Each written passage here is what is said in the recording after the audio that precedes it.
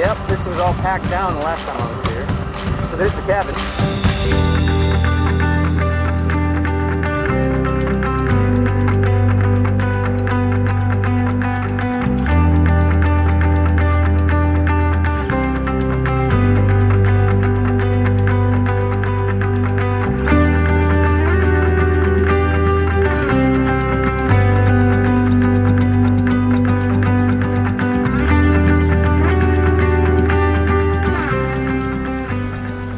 Bye. Love you too.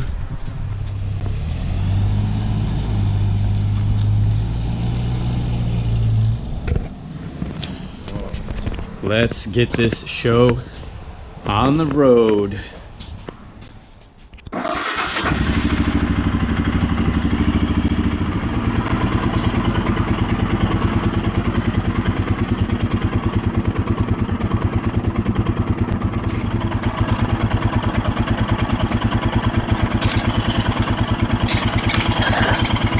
Once again, Suzuki Bandit, goodbye.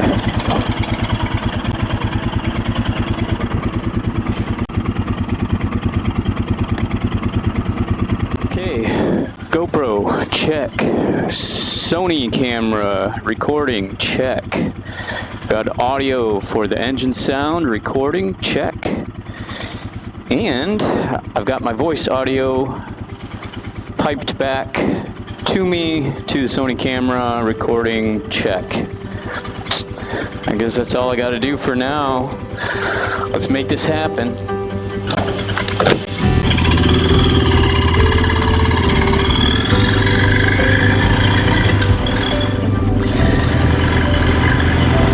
Anybody want to go for a ride?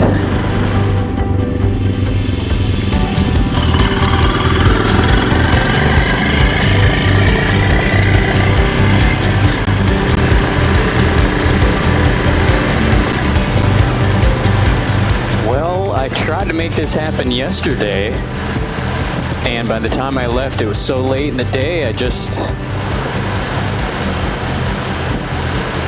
decided to hold tight until morning and leave early. So yesterday was nice and clear, no clouds. Today is total overcast, but you know what? It's fine by me. I'm out riding. What do I care? Got plenty of fuel, and where I'm going, I'm gonna need some extra fuel. Oh, green arrow, that's me, I should go.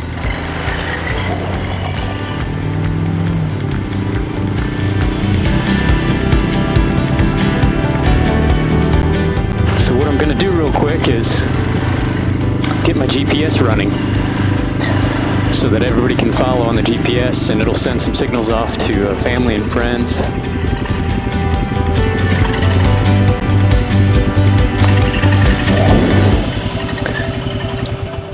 Let's take a quick look. And as the folks at Moscow like to say, it is pretty rad. So what do we got here? We got, saddlebags, soft luggage, all waterproof top duffel, waterproof tank bag, which for the moment I got a little bit of extra stuff in here. Got my Rotopax fuel can, that's 1.75 gallons. It's a bit much, but if I want to play around in a remote area where there's no gas station for 250 miles, well then I can play around. And if I decide I don't need the fuel and I want to just take it off and store it somewhere, stash it and pick it up on my way back, I can do that. They were red, of course. I painted them silver, kind of matched the bike. Actually, it used to match my side panniers, but anyway, I don't need bright, flashy red cans, and they say warning on the can, and I think everybody understands that that is a fuel can. Plus, we got little skull and crossbones on here. If that's not a warning, I don't know what is. This is the Scout bag, and there's not a lot of weight up in here. Primarily, that's just one big drone. So,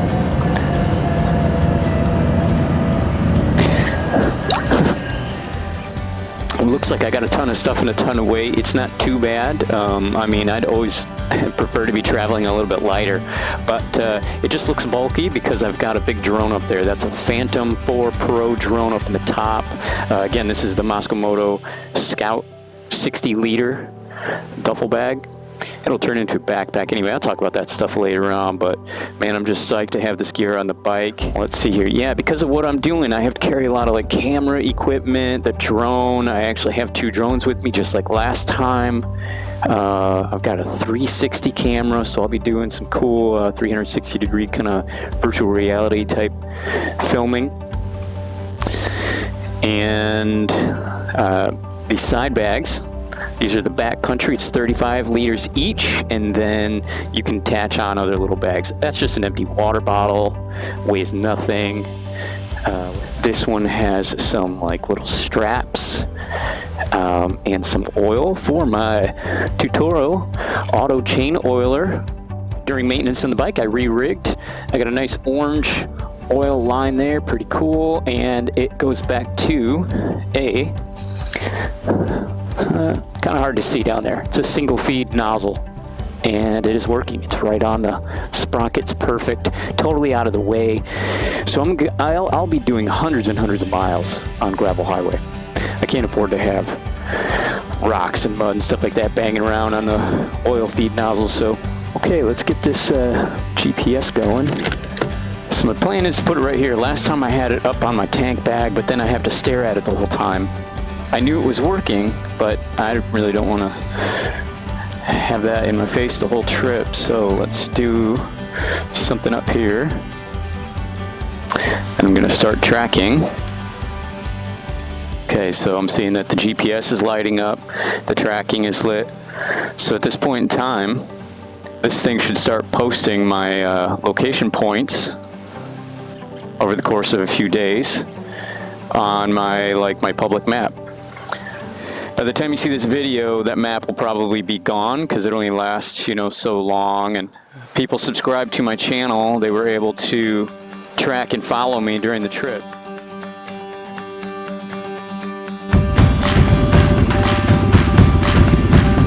Right now I'm gonna hop on Glen Highway,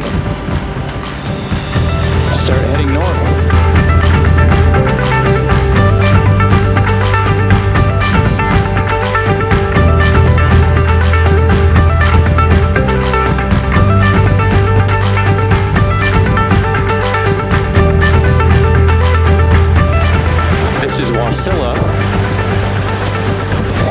And I'm gonna get a little breakfast. I happen to like the Taco Bell breakfast crunch wraps.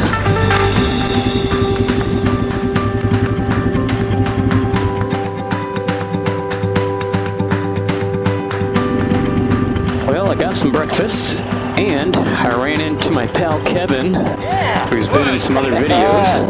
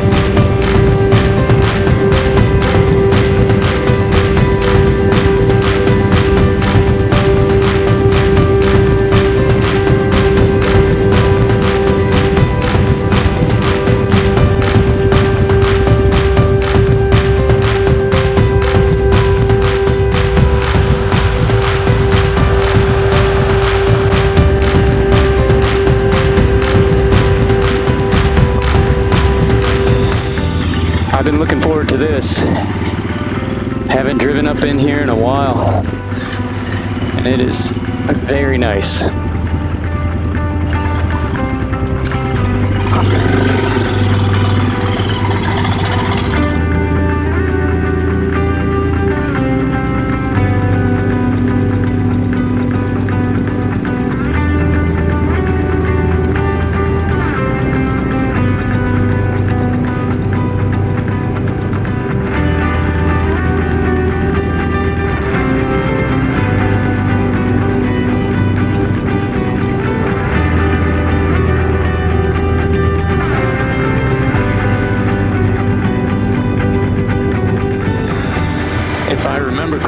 Actually, the first grizzly bear tracks I ever saw were up in here, along this river.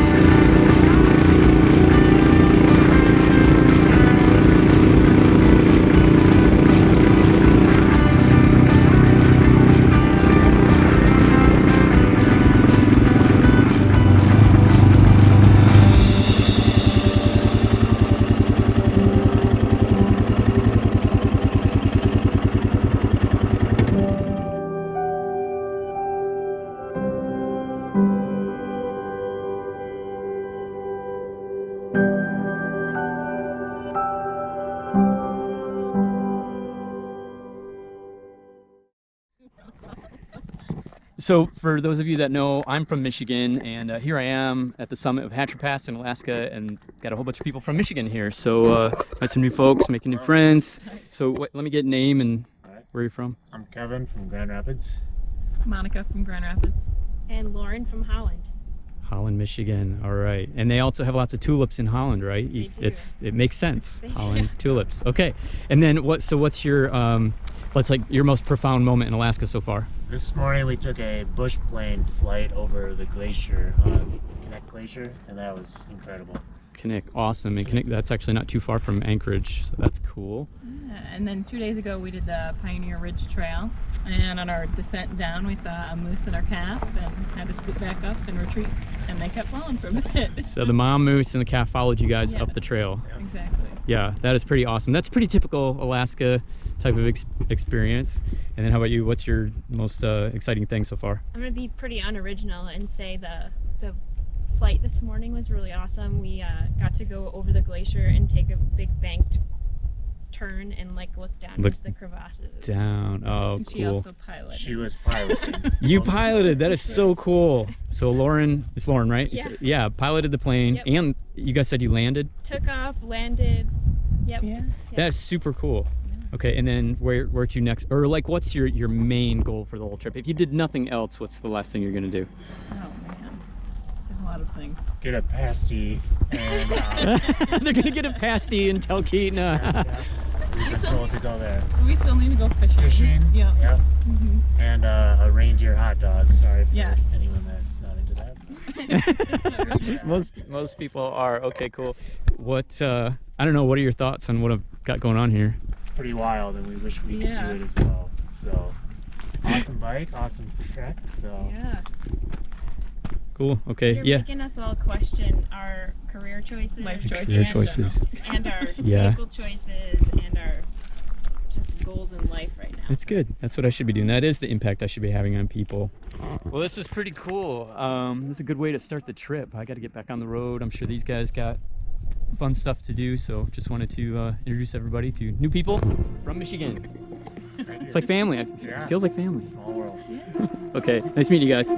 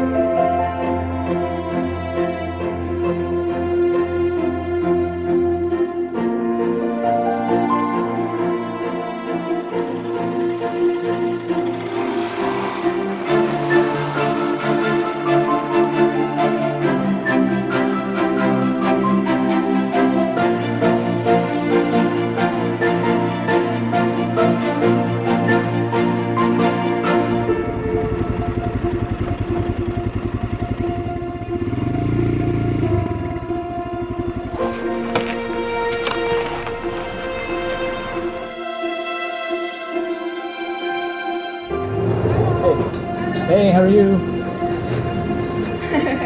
Okay, that's perfect. Hello. Alright, so. Hey, okay, how about that's you? A little bit spicy chicken, yeah. Maybe number 5 spice, yeah. Thank you.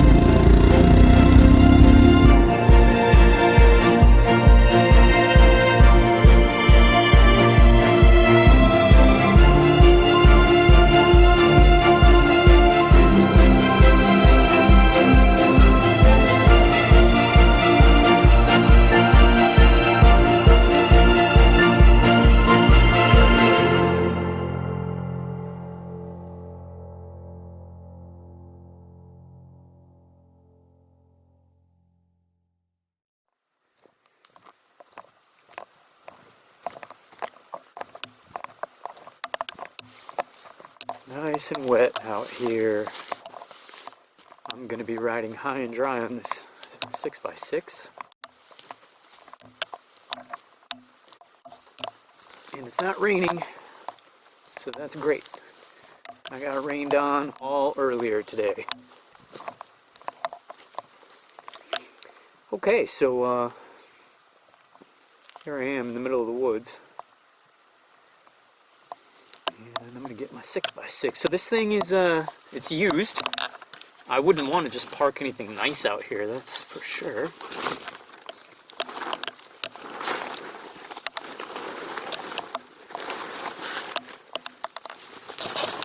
There we go.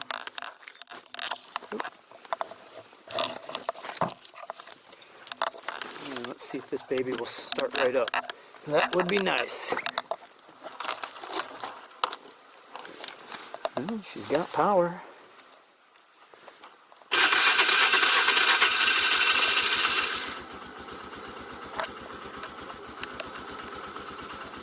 Not bad for sitting here for like, I don't know, a month. So I bought this thing from a guy who used to take it out hunting. It's kind of one of those machines that hunters really like. You can get back into tight places, but not necessarily get stuck. It's got a winch on the front, it's got some accessory lights. I guess he was using this thing for like a GPS, but I just slipped my phone in there. And yeah, it's all-wheel drive as long as you switch that on. And he built this kind of crummy rack on here, but I mean, it's solid, so it's a pretty handy machine.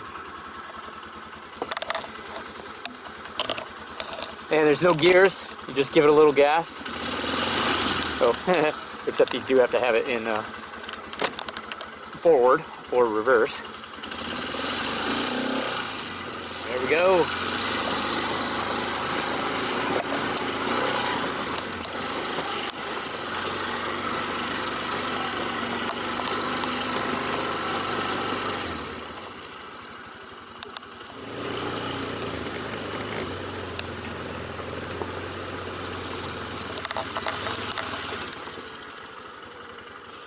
So what I got to do here is get that stuff in the back, which is really easy and fast to do, thanks to the Moto. These things slide off of here, and that just unstraps. Everything's gonna get dirty later, but I'd prefer to not get it all dirty right now. So I'm debating whether to cover the bike or use the tarp for my stuff. So anyway, I'm gonna cut the video off so I don't waste a bunch of memory and power, figure out my situation, and then we will go for a ride up that way, and I'll show you a little bit of the route. So I do not have much time, especially with all the cloud cover. Really getting dark fast, so who knows what we'll see when we get to the cabin. but maybe then I'll just be able to show you a little bit more in the morning. Okay, I'm ready to hit the trail. The bike's put away and locked up. I got my gear back here, keeping it kind of clean. There was a bunch of dirty, muddy stuff in the bed. So I'll record a little bit, not the whole way. Plus it's raining, so the camera's getting rain on it.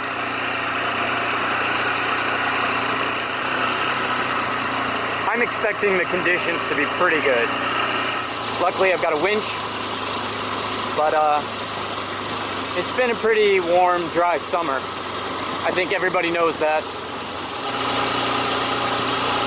Well, I'll kick the camera back on when I'm at a more interesting area.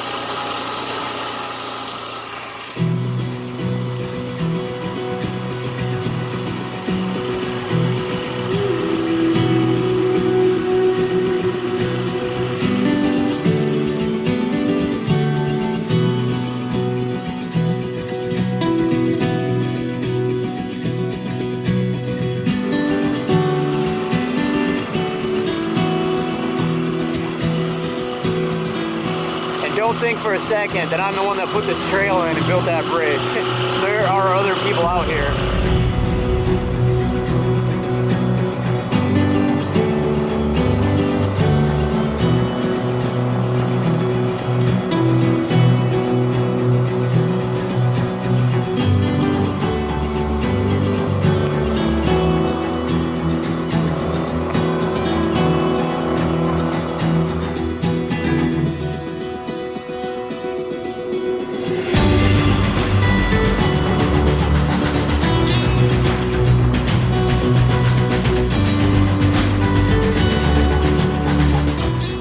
Wow.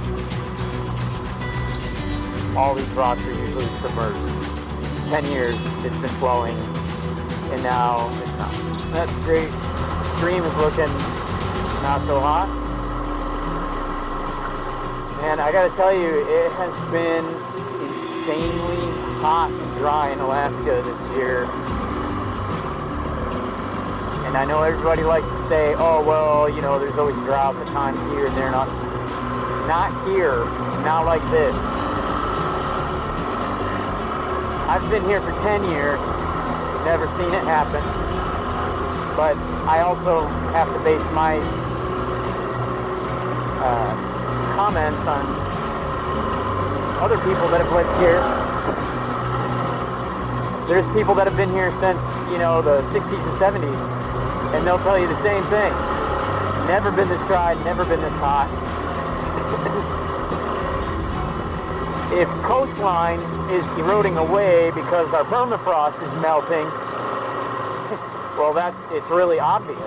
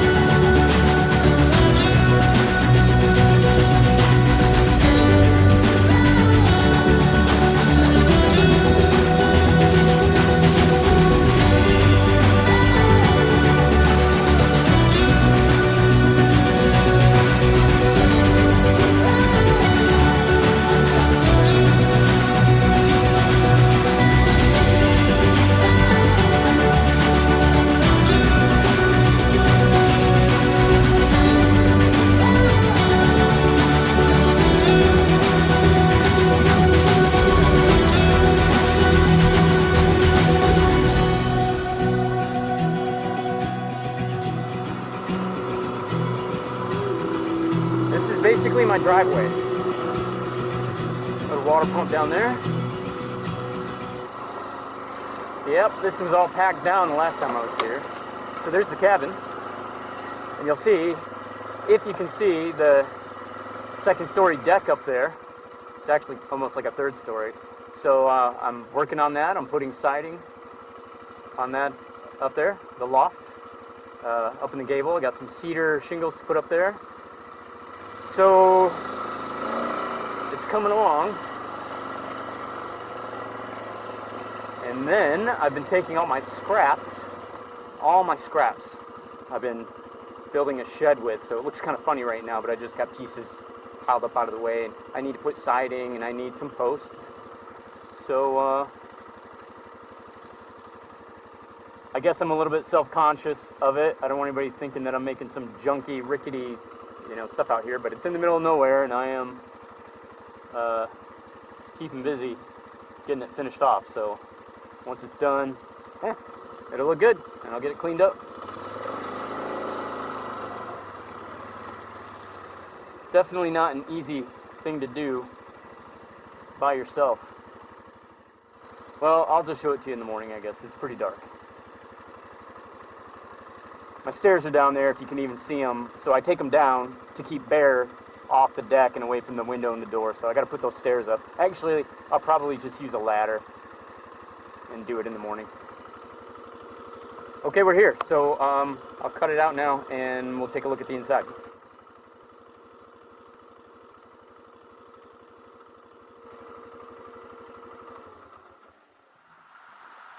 Okay, welcome to the cabin.